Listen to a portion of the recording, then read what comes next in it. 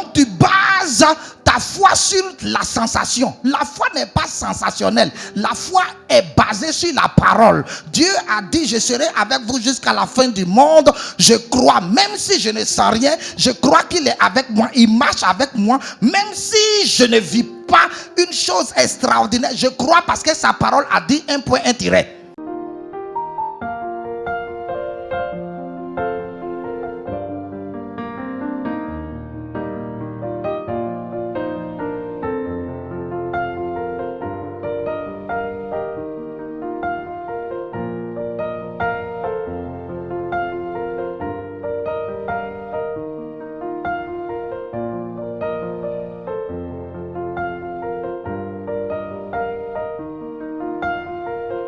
Les principes de la foi. Voyez, un chrétien n'est pas un religieux, mais un chrétien est surnaturel. Parce que la Bible dit que nous sommes nés de nouveau. Maintenant, qu'est-ce qui est né? Ce n'est pas notre corps. Notre corps reste tel. Mais c'est notre esprit qui est né. Ça veut dire que quand on devient enfant de Dieu, son esprit est activé. Et alors tu peux commencer à expérimenter les choses spirituelles. Et la foi consiste à vivre le spirituel et à le matérialiser. Donc un chrétien fonctionne par la foi.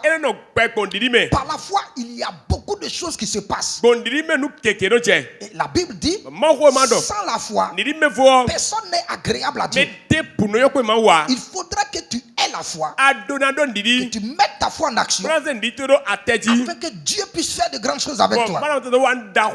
À cet effet, nous allons lire 3 versets dans le livre des Hébreux. Donc le livre d'Hébreux, chapitre 11. Nous allons lire les 3 premiers versets. Nous lisons. Or la foi est une ferme assurance des choses qu'on espère, une démonstration de celles qu'on ne voit pas.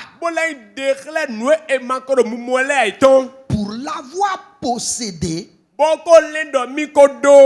pour l'avoir possédé, les anciens ont obtenu un témoignage favorable.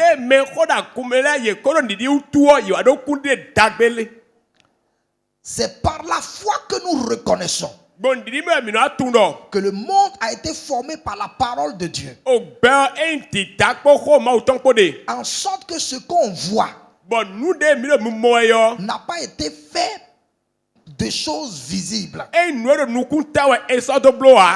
Amen. Alors, les principes de la foi, c'est quoi? Un principe, c'est un fondement sur lequel est basé quelque chose, un mouvement, une vie pour fonctionner. Un principe, c'est comme une loi qui régit quelque chose. Un principe, c'est comme une règle qu'on suit pour un mouvement, un homme, une vie ou une structure quelconque. Donc, quand on parle des principes de la foi, c'est les lois qui font fonctionner la foi. Quand on parle de principes de la foi, c'est les fondements de la foi. La foi doit se baser sur certaines choses pour fonctionner. Nous avons vu que la foi fait l'impossible. C'est-à-dire que si tu as la foi, ce qui est impossible deviendra possible dans ta vie. Et nous avons vu que tout est possible à celui qui croit. Lorsque nous prenons Hébreux chapitre 11, nous avons 3 grandes parties là-dedans. Premièrement, nous avons la définition de la foi. Ensuite, nous avons les principes de la foi. Et enfin, la description de la foi. Donc, par rapport à la définition de la foi, la Bible dit la foi, c'est l'assurance dans le cœur des choses qu'on espère et la preuve et la substance des choses qu'on ne voit pas. Donc j'ai l'assurance que ce que j'espère là, je suis convaincu, même si je ne vois pas, je commence à manifester une preuve. Je manifeste une assurance des choses que je ne vois pas. La Bible parle de démonstration. La démonstration, c'est mon attitude. C'est le comportement que j'ai qui est lié à la foi. Je montre aux gens que ce que je crois, je le vis. En me mettant dans une certaine condition pour que la foi opère. Je prends un exemple. Il y a une femme qui a prié pendant longtemps pour que Dieu lui donne un enfant. Elle a cru. Elle était convaincue. Bien qu'il n'y avait aucun signe. Elle n'était pas tombée enceinte. Elle ne ressentait rien. Mais parce qu'elle avait la conviction des choses qu'elle espérait, cette femme est allée au marché. Elle est allée acheter le trousseau. Tout pour les enfants. Elle est rentrée à la maison et elle met le berceau là. Elle arrange tout. Et quand son mari est rentré à la maison, qu'est-ce que tu fais, madame? Tu es folle ou bien quoi? Tu n'es même pas enceinte. Ce que je suis en train de voir dans mon esprit, je crois que je l'ai déjà reçu. Même si je n'ai rien senti, je crois que je l'ai déjà reçu. L'enfant viendra et tu verras. Même moi, elle est tombée enceinte parce qu'elle a fait la démonstration de ce qu'elle croit. Ouais, c'est ça la foi. Amen. La Bible dit, pour l'avoir possédé, les anciens, ceux qui ont vécu dans la foi avant nous, pour avoir possédé la foi, la Bible dit, ils ont eu des témoignages favorables. Ça signifie quoi? Ça signifie que si tu as la foi, tu auras un témoignage. Tous ceux qui ont la foi ont un témoignage à rendre. Donc ceux qui viennent dans l'église, depuis là, j'attends Dieu. Depuis je prie. Depuis là, vraiment, je ne sais pas ce qui se passe dans ma vie. C'est qu'ils n'ont pas la foi. Parce que la Bible dit, tous ceux qui possèdent la foi, ils ont un témoignage. Parce que la foi oblige Dieu à agir. La foi est la main invisible qui prend les choses spirituelles. Donc si tu as la foi et que tu te lèves par la foi, tu auras un témoignage. Tu auras un témoignage. Les Abraham, ils avaient leur témoignage. Par la foi, son épouse est tombée enceinte. Les Isaac, ils avaient un témoignage. La Bible dit, pendant la sécheresse, pendant que les champs de tous les Philistins ne donnaient pas, pendant qu'il n'y avait pas d'eau, Isaac se leva dans la sécheresse par la foi et il sema. Et en cette année-là, il moissonna au centuple. Ça, c'est un homme de foi. Abraham.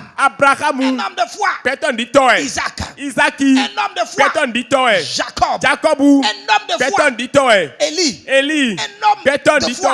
Élisée, un homme de foi. Donc, dans la Bible, les anciens tous ont un témoignage parce qu'ils avaient la foi. Donc, tu viens à l'église, mais tu n'as pas la foi. Tu pries, mais tu n'as pas la foi. Tu jeûnes, mais tu n'as pas la foi. C'est pour cela que tu es découragé. C'est pour cela que tu es abattu. Et tu te plains. Ou bien il n'y a pas l'onction. Ou bien l'homme de Dieu n'a pas l'onction. Ou bien il n'y a pas la présence de Dieu dans l'église. Laisse-moi te dire que Judas Iscariote a marché avec Jésus, mais sa vie n'a pas changé parce qu'il ne croyait pas. La Bible dit que Jésus avait l'onction et il est allé à Nazareth. Il sentait l'onction. Et là, il y avait les aveugles. Il y avait les boiteux. Il y avait les malades. Il y avait des gens tourmentés par des esprits. À Nazareth. Et tous étaient là. Mais aucun n'avait la foi. Donc, malgré l'onction qui était sur Jésus, il n'a fait aucun miracle. Aucun aveugle n'a vu. Aucun paralytique n'a marché. L'onction était sur lui. Mais il n'a pu rien faire. C'est parce qu'il n'y avait pas la foi. Tous ceux qui ont la foi obtiennent un témoignage. Si tu as la foi, tu auras un enfant. Si tu as la foi, tu auras un mari. Si tu as la foi, tu auras du travail. Si tu as la foi, tu voyageras. Si tu as la foi, tu auras une bonne santé. Si tu as la foi, tu vas aller de l'avant. Si tu as la foi, tu auras la victoire sur les sorciers, sur les attaques. Parce que la Bible dit, tous ceux qui ont la foi, il y a un témoignage qui les accompagne. Oh mon frère, ma soeur, tu dois avoir ton témoignage. Mais c'est la foi qui opère les témoignages. Si tu crois, tu auras ton témoignage. Si tu crois, tu auras ton témoignage.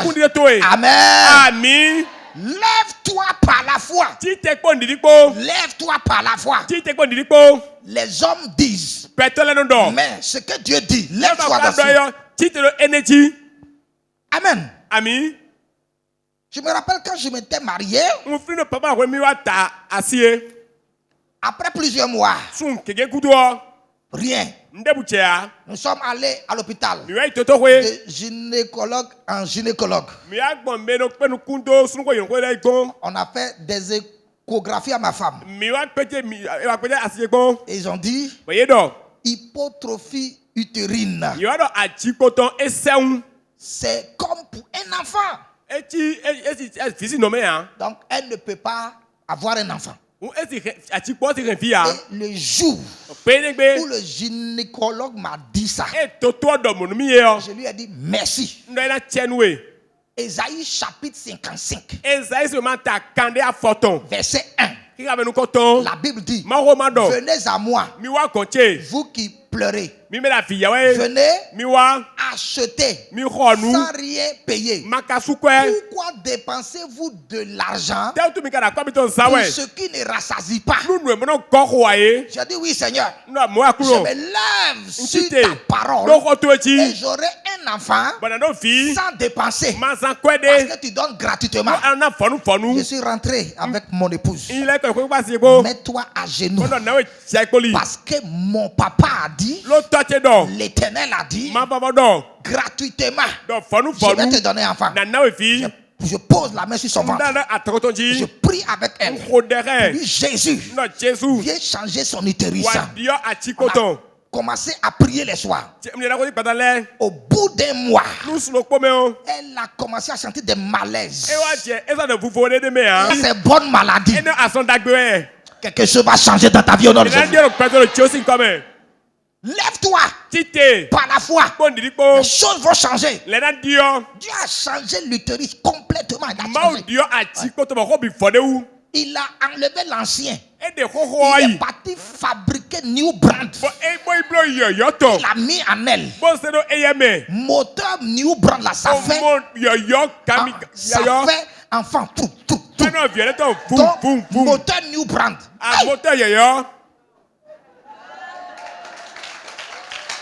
Ouais. La foi. Lève-toi. La Bible dit tous ceux qui ont la foi ont obtenu des témoignages favorables. Témoignages favorables. De bons témoignages. Donc si tu veux de bons témoignages, la foi. Lève-toi par la foi.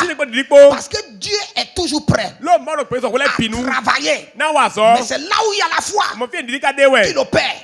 Les choses peuvent changer, mais ça dépend de ta foi. Les choses peuvent avancer, mais ça dépend de ta foi. Les choses peuvent prendre une autre tournure, mais ça dépend de ta foi. Si tu crois, tout est possible à celui qui croit. Crois. Dis-nous. Crois. Dis-nous. Crois. Dis-nous. La Bible dit cette femme-là, son enfant est mort. Et elle le pose dans sa chambre. Et elle ne pleure pas. Mais elle dit dans son cœur, je suis sûre que l'enfant là va ressusciter. Elle se met en route vers Élisée. Et sur la route, quelqu'un la voit. Elle dit, madame, pourquoi vous vous êtes réveillée tôt ce matin? Elle dit, tout va bien. C'est ça le langage de la foi. Tout va bien. Écoutez, Dieu veut. Il est prêt. Ouais. C'est pour cela que Jésus a dit, pourquoi vas-tu me dire si tu peux? Moi je veux. Ce n'est pas je peux.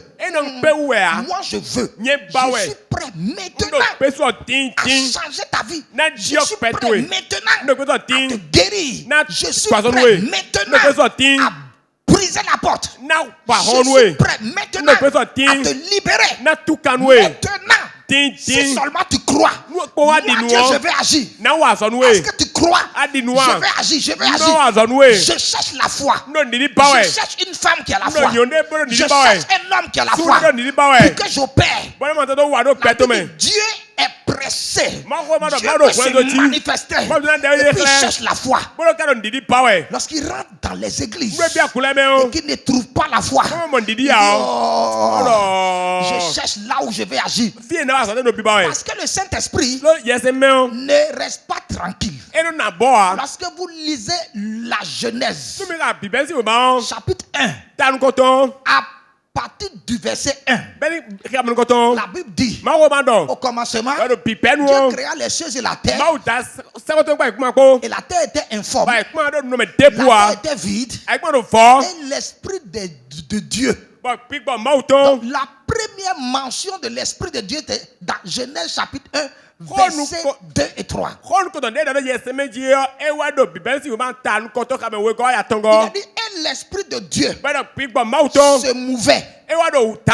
Donc il bouge. Il est en mouvement. Donc, la première fois qu'on parle de lui, on le voit en mouvement. Il ne s'assoit pas. Il ne dort pas. Il est toujours en mouvement. Donc, quand il vient dans une église, mouvement. Pourquoi? Parce que son rôle, c'est de chasser les ténèbres. La Bible dit, les ténèbres étaient sur la terre. La Bible dit, la terre n'avait pas de forme. La Bible dit, la terre était vide. Trois choses. La terre n'avait pas de forme. Ça parle de désordre. Donc là où il y a le désordre, le Saint-Esprit est en mouvement là. S'il y a le désordre dans ta santé, il est là en train de se mouvoir. Il cherche seulement la foi. Là où c'est vide, tout est vide dans ta vie. Il est là. il cherche la foi. Et là où il y a les ténèbres, il vient, il cherche la foi. Donc la Bible dit, le Saint-Esprit se mouvait au-dessus des eaux. Et tout à coup, Dieu se lève. Et Dieu dit que la lumière soit. Et le Saint-Esprit prend la parole. Et il envoie la lumière. Et la terre a pris une forme. Et la terre a été éclairée. Et Dieu a commencé à remplir la terre maintenant. Par les animaux, par les arbres et par autre chose.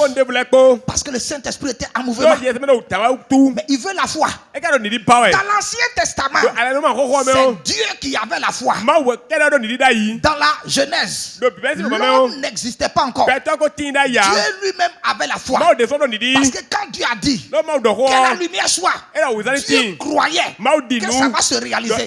Par la foi, le Saint-Esprit agit. Alors ce matin, si tu as la foi, les ténèbres seront chassées. Si tu as la foi, le vide sera comblé. Le vide financier comblé. Le vide de santé comblé. Le vide de tes relations comblé. Le vide dans ton cœur comblé. Oh, la foi de Dieu. Et la foi. Si tu as la foi, alors ta vie va prendre une forme. Une forme. C'est-à-dire que ta vie sera normale. Le désordre va disparaître. Et les choses deviendront claires. Ça, c'est la foi qui le fait. Donc, pour l'avoir possédé, des gens ont obtenu des témoignages. As-tu la foi? Où se trouve ton témoignage? As-tu la foi? Qu'est-ce que Dieu a fait? As-tu la foi? Qu'est-ce que Dieu fait par toi? As-tu la foi? Qu'est-ce que Dieu fait dans ta vie? As-tu la foi? Qu'est-ce que Dieu fait avec toi? Là où il y a la foi, Dieu vient. Parce que la foi l'attire. La foi est comme un aimant qui attire Dieu. Parce que la foi est dans ta vie. Dieu opère. Dieu vient. Quel que soit là où tu te trouves. Il y a des gens qui disent, oh, c'est parce que je ne suis pas en ville que ça ne marche pas. Dieu est en ville. Et Dieu est dans les villages. Dieu est dans la brousse. Partout où tu es, si tu as la foi, il se déplacera vers toi. La Bible parle de David. Il est dans la brousse. Mais dans la brousse là-bas, parce qu'il avait la foi, Dieu est parti rester dans la brousse avec lui. Et la Bible dit, quand un lion se levait contre une bête, contre un agneau, Dieu était avec David. Et David frappait le lion avec un bâton. Dieu était dans la brousse. Donc, là où tu es, si tu as la foi, Dieu sera dans ta maison. Si tu as la foi, Dieu sera dans ta voiture. Ouais, il y a un homme de Dieu qui s'appelle David Yongisho.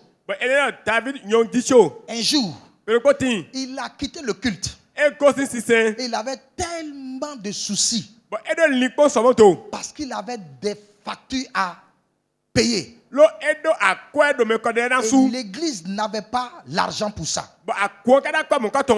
Donc il était dans sa voiture et sa femme était avec lui. Et lorsqu'il traversait un pont, il a dit vraiment Jésus, je suis fatigué. Je n'ai pas d'argent. Ma voiture, tout.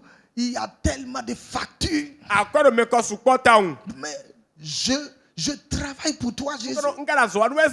Je sais que tu es Seigneur. Et puis il était là. Et tout à coup, Jésus est apparu dans sa petite voiture. Je viens dedans. Je viens là. Et puis Jésus lui a dit, David, pourquoi te soucies-tu de mon travail? Ce n'est pas ton travail. C'est mon travail. Est-ce que je t'ai dit de payer mes factures? Ce ne sont pas tes factures. Ce sont mes factures. Donc, occupe-toi de tes affaires. Et moi, je vais m'occuper des miennes. Il a dit, oh Jésus, je ne savais pas que tu es dans ma voiture. Pardonne-moi. Il dit, ok, crois en moi. Moi, je m'occupe de mes affaires. Et Jésus a disparu. Le lendemain, il va à la poste. Et puis, il voit une lettre. Il ouvre l'enveloppe et il trouve un chèque. Et le montant de toutes ses dettes se trouvait dans ce chèque. Oh, si tu as la foi. Écoute-moi, si tu as la foi, si seulement tu peux croire. Est-ce que tu peux croire? Est-ce que tu peux croire?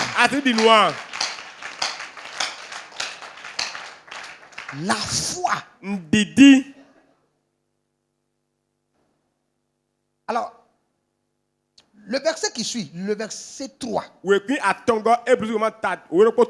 nous dit ceci. C'est par la foi que nous reconnaissons que le monde a été formé par la parole de Dieu, en sorte que ce qu'on voit n'a pas été fait de choses visibles. Wow. Là, je vais vous sortir 3 principes de la foi. Premièrement, la foi est basée sur l'invisible. La foi est basée sur l'invisible. Voilà. La Bible dit dans Jean chapitre 20, verset 29. Dans Jean chapitre 20, verset 29, Jésus dit, parce que tu m'as vu, tu as cru. Heureux ceux qui n'ont pas vu et qui ont cru. Donc dans le royaume de Dieu, la foi se base sur ce qu'on n'a pas encore vu. La foi se base sur ce qui est invisible. Donc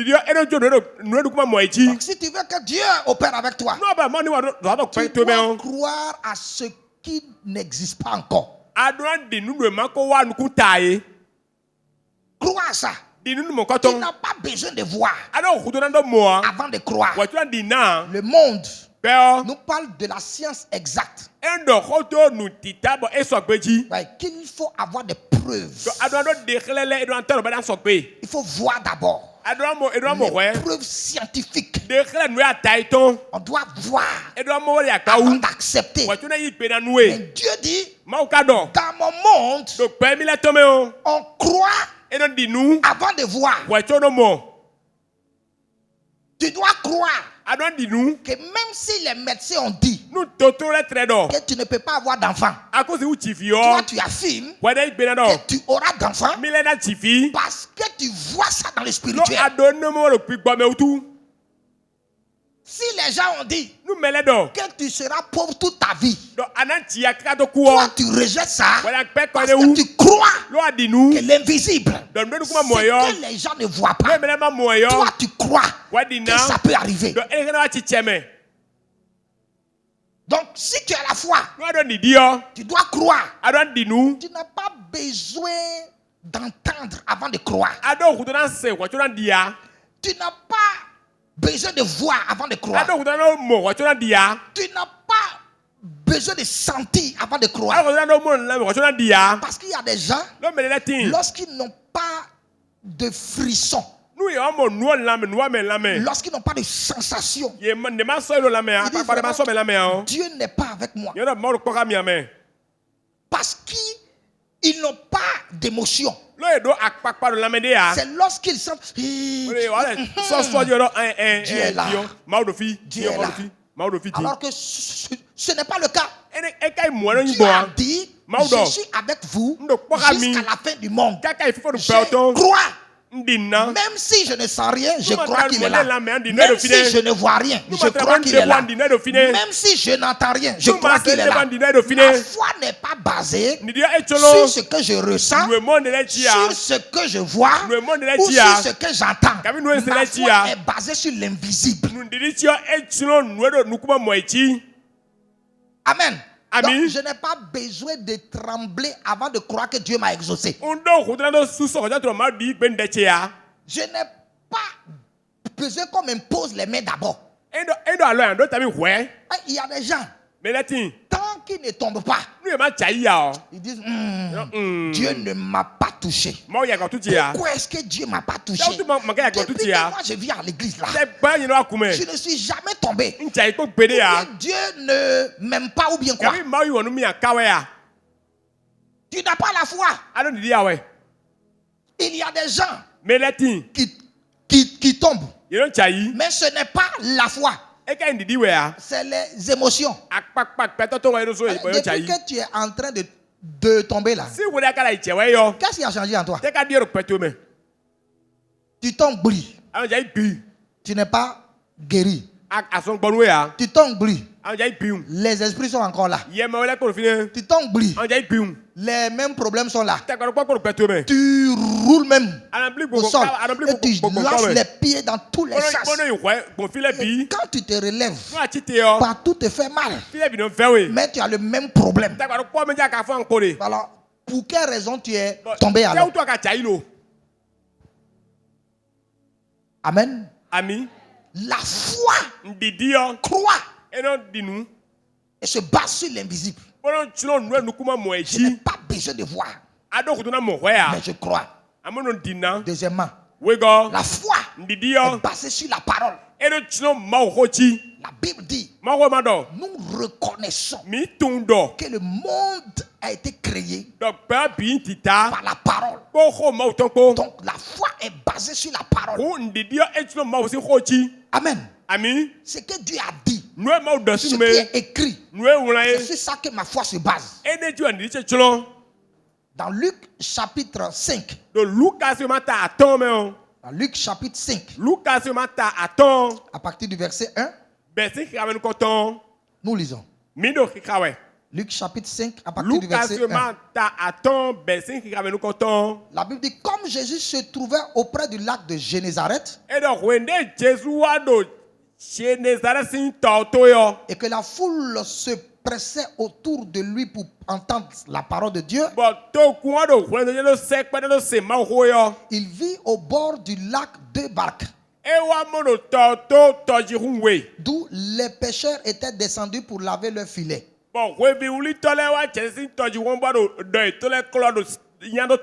Il monta dans l'une de ces barques qui était à Simon, et il le pria de s'éloigner un peu de terre. Puis il s'assit et de la barque il enseignait la foule.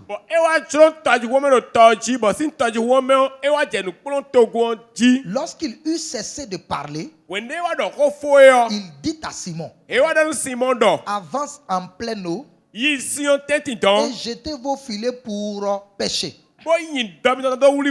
Simon lui répondit, Maître, nous avons travaillé toute la nuit sans rien prendre. Mais sur ta parole, je jeterai le filet. L'ayant jeté, il prit une grande quantité de poissons et leur filet se rompait. Il fit signe à leur compagnons qui étaient dans l'autre barque de venir les aider.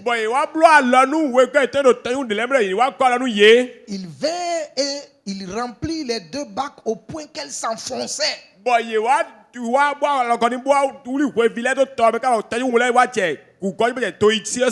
Quand il vit cela, Simon tomba aux genoux de Jésus et dit, Seigneur, retire-toi de moi, parce que je suis un homme pécheur. Car car l'épouvante l'avait saisi. Lui et tous ceux qui étaient avec lui. À cause de la pêche qu'ils avaient faite. Alléluia. Amen. Simon avait sa barque. Il était là. Jésus est arrivé. Et Jésus voulait prêcher à la foule. Mais il ne savait pas. Ou bien il savait que Simon était dans les soucis. Parce que pendant toute la nuit, Simon a pêché toute la nuit sans rien prendre. Donc, Jésus dit, donne-moi ta barque. Jésus est rentré dans la barque. Il enseigne la foule. Maintenant, quand il a fini d'enseigner la foule, Jésus s'est tourné vers Simon. Et dit, Simon, je veux régler maintenant ton cas. J'ai fini avec la foule. Je veux dire à une femme que tu étais dans ton problème parce que Jésus s'occupait de la foule. Maintenant, il a fini avec la foule. Et il tourne vers toi. Et dit, maintenant, c'est toi et moi. Je vais régler ton cas. Je vais régler ta santé. Je vais régler ton mariage. Je vais régler ton foyer. Je vais régler ton travail. Donc, Jésus s'arrête et il tourne vers Simon. Il dit, maintenant Simon, je vais régler ton problème. Le problème de quelqu'un va avoir des solutions. Et Jésus lui dit, avance en pleine eau et jette ton filet. Et Simon dit, Jésus, écoute. Attends. Moi, je suis pécheur de naissance. Je suis pécheur de naissance. Je suis né dedans. J'ai grandi dedans. Je sais là où on peut attraper les poissons. Je connais toutes les techniques de pêche. Donc, pendant toute la nuit, j'ai travaillé sur l'eau et je n'ai rien pris. Je sais que toi, tu es un charpentier. Tu n'as jamais fait la pêche. Et c'est ça le problème de beaucoup de chrétiens. Il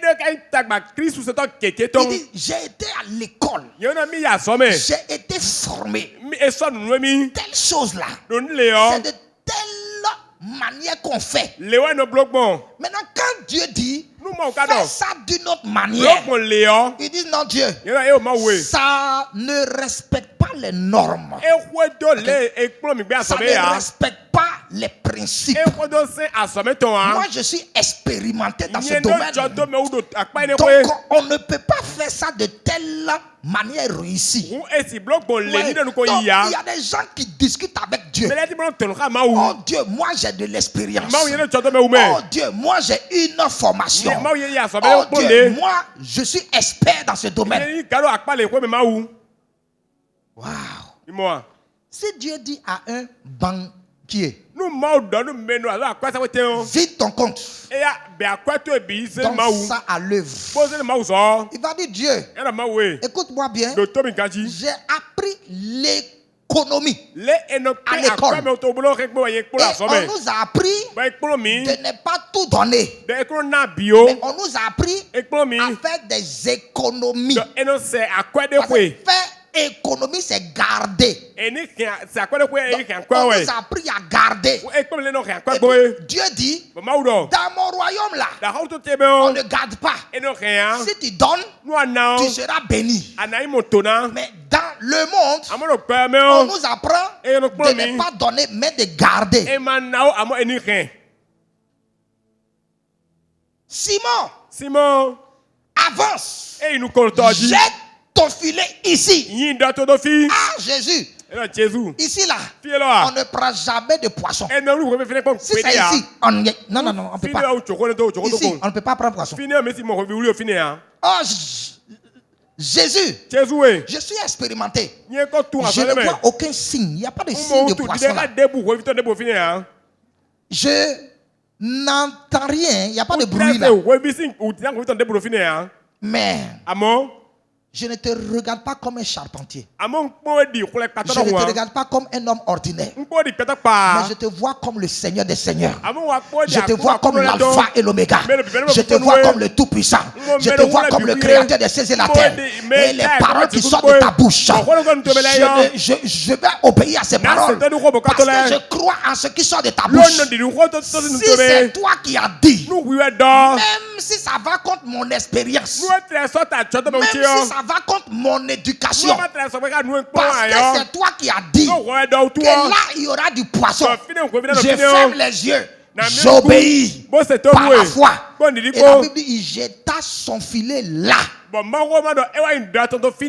Oh, tu dois avoir la foi. Quand Pierre jeta son filet, la Bible dit, le filet fut rempli de poissons. Il a commencé à tirer. Le filet se rompait. Il a fait même appel aux autres. Et ils ont enlevé les poissons. Tellement beaucoup que 2 bacs ont été remplis. Et les bacs ont commencé à s'enfoncer parce qu'il y avait trop de poissons à cause de la foi qui s'est basée sur la parole. Si tu te bases sur la parole et si tu ne te bases pas sur la science, les docteurs ont dit, mais voici ce que Dieu dit. Les hommes ont dit, mais voici ce que Dieu dit. Ma famille a dit, mais voici ce que Dieu dit. Mes amis ont dit, mais voici ce que Dieu a dit. J'ai choisi ce que Dieu a dit. Je me lève sur ce que Dieu a dit. Je marche sur ce que Dieu a dit. Et le miracle va se produire. Crois. Crois. Et lève-toi par la foi. Tu verras la gloire de Dieu. Pourquoi te décourages-tu? Lève-toi par la foi. La foi fait de grandes choses. Donc, quand tu as la foi, même si tu n'as pas l'argent, tu vas réaliser de grandes choses. Lorsque tu as la foi, de grandes choses vont s'opérer dans ta vie. Crois seulement en la parole. Crois seulement en la parole. Crois seulement en la parole. Lève-toi sur la parole. Agis sur la parole. Tu auras ton témoignage. Tu auras ton témoignage. Je suis convaincu de ce que je dis. Tu auras ton témoignage. Et enfin, troisièmement, la foi prend ce qui est invisible et l'amène dans le visible.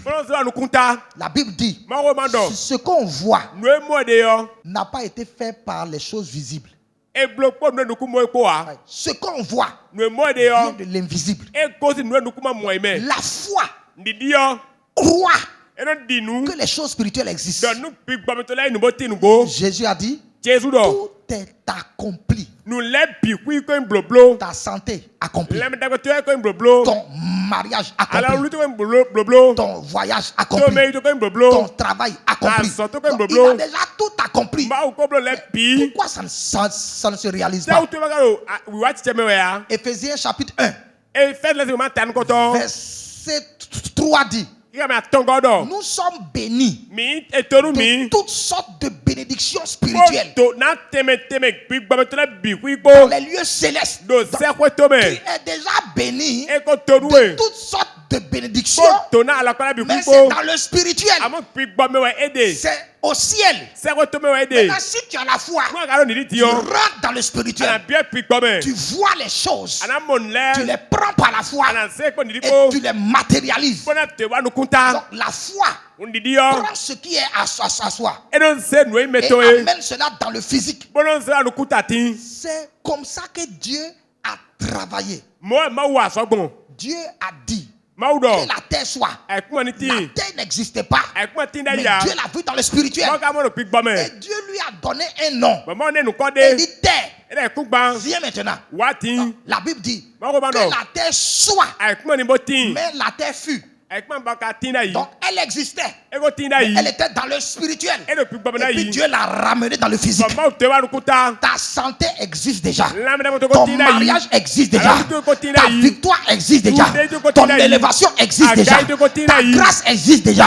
Tes enfants existent déjà. Ton travail existe déjà. Ton commerce existe déjà. Je commande que cela soit matérialisé. C'est pour cela que tu vas prier. Tu vas dire, Seigneur, les choses qui m'appartiennent, qui sont relâchées dans le spirituel, je me tiens dans ta grâce. Et par la foi, je réclame cela afin que ça se matérialise dans ma vie. Ouvre ta bouche et prie au nom de Jésus. Prie. Réclame, revendique que ces choses-là viennent à l'existence. Que ces choses viennent à l'existence.